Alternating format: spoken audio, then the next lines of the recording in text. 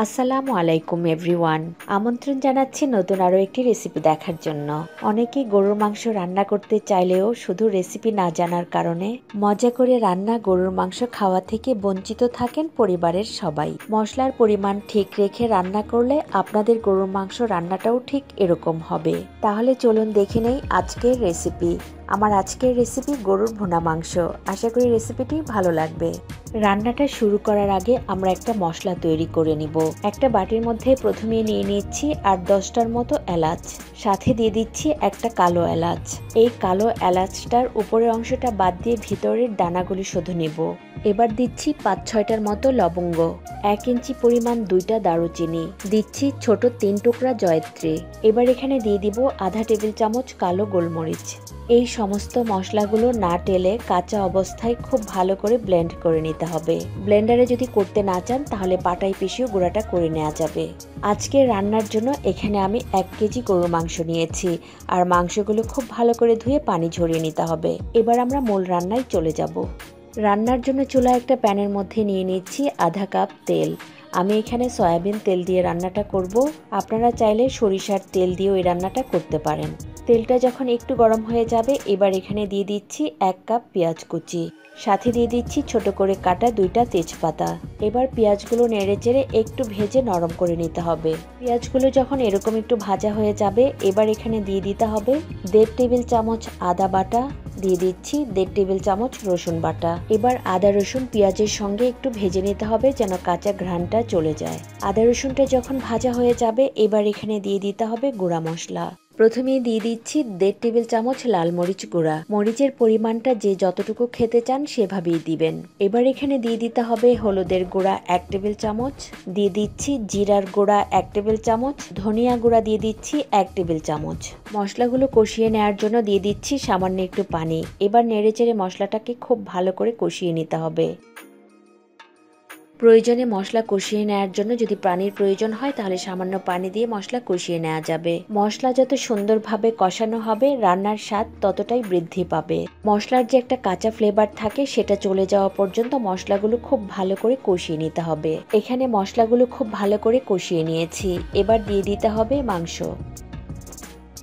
দিয়ে দিচ্ছি স্বাদমতো বা পরিমাণ মতো লবণ। আমি এখানে 1 টেবিল চামচের মতো লবণ দিয়েছি। মাংসগুলো দেওয়ার পর মশলার সঙ্গে খুব ভালো করে নেড়েচেড়ে নিতে হবে। এভাবে মাংসগুলো মশলার সঙ্গে খুব ভালো করে নেড়েচেড়ে 5-6 মিনিটের মতো একটু কষিয়ে নিতে হবে। মশলা যখন মাংসের গায়ে খুব ভালোভাবে মিশে যাবে এবার এখানে দিয়ে দিচ্ছি 3 টেবিল চামচের মতো পেঁয়াজ বাটা। আর আমরা যে একটা গুঁড়া মশলা করেছি সেখান থেকে আমি অর্ধেকটা দিয়ে দিচ্ছি, আর 1 চামচের মতো রেখে দিচ্ছি যেটা আমরা পরবর্তীতে ব্যবহার করব। এবার দিয়ে দিব 3টা শুকনা মরিচ। এই শুকনা মরিচের ফ্লেভারটা কিন্তু মাংসের মধ্যে অনেক সুন্দর আসে। আবার এই শুকনা মরিচটা কেউ চাইলে নাও দিতে পারেন। এবার সবকিছু খুব ভালো করে নেড়েচেড়ে নিতে হবে। এবার হাঁড়িটা ঢাকনা দিয়ে ঢেকে 10-12 মিনিটের মতো রান্না করে নিব। এই ফাঁকে আমাদেরকে 1-2 বার কিন্তু মাংসটা নেড়ে দিতে হবে। মাংস আমি এখানে প্রায় 15 মিনিটের মতো রান্না করে নিয়েছি। মাংস থেকে কিন্তু পানি উঠেছে। যেহেতু আমি এখানে অল্প পরিমাণে মাংস রান্না করছি পানির পরিমাণটা কিন্তু খুব বেশি হয়নি। এবার মাংসটাকে ভালো করে কষিয়ে নেওয়ার জন্য দিয়ে দিচ্ছি আধা কাপ ফুটানো গরম পানি। আবারও খুব ভালো করে নেড়ে চেড়ে হাঁড়িটা ঢাকনা দিয়ে ঢেকে মাংসটা কষিয়ে আসা পর্যন্ত রান্না করে নেব। মাংসের কালারটা কিন্তু অনেকটাই চেঞ্জ হয়ে গেছে। মাংস আমি এখানে প্রায় 20-25 মিনিটের মতো রান্না করে নিয়েছি। মাংসটা কিন্তু এখানে এখনো কষানো হয়নি, মাংসের মধ্যে কিছুটা পানি আছে। নেড়েচেড়ে মাংসের পানিটুকু শুকিয়ে আসা পর্যন্ত আরো কিছুক্ষণ রান্না করে নিব। এবার কিন্তু আমাদের এখানে মাংসটা কষানো হয়ে গেছে, আর মাংস যখন খুব সুন্দরভাবে কষানো হয়ে যাবে তেলটা কিন্তু উপরের দিকে এভাবে ভেসে উঠবে। এবার মাংসটাকে খুব ভালো করে সেদ্ধ হওয়ার জন্য দিয়ে দিতে হবে পরিমাণ মতো পানি। আমি এখানে ফুটানো গরম পানি দিয়েছি 3 কাপ। এখানে কিন্তু অবশ্যই গরম পানিটা ব্যবহার করতে হবে। ঠান্ডা পানি ব্যবহার করলে রান্নার প্রসেসটা কিন্তু থেমে যাবে, তার ফলে মাংস সেদ্ধ হতে অনেক বেশি সময় লেগে যাবে। তাই অবশ্যই গরম পানি ব্যবহার করতে হবে। ঝোলের পানিটা দেওয়ার পর খুব ভালো করে নেড়ে চেড়ে হাঁড়িটা ঢাকনা দিয়ে ঢেকে মাংস সেদ্ধ হওয়া পর্যন্ত রান্না করে নিব। মাঝে মাঝে কয়েকবার কিন্তু নেড়ে দিতে হবে।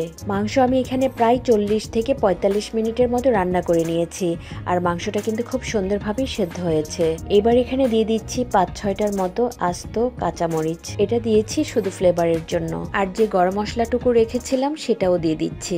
এবার হাঁড়িটা ঢাকনা দিয়ে ঢেকে আরো প্রায় 15 মিনিটের মতো রান্না করে নেব। এই সময় চুলার আঁচ একেবারে লোতে থাকবে। এখানে আমরা 15 মিনিট দমে দিয়ে রান্না করব।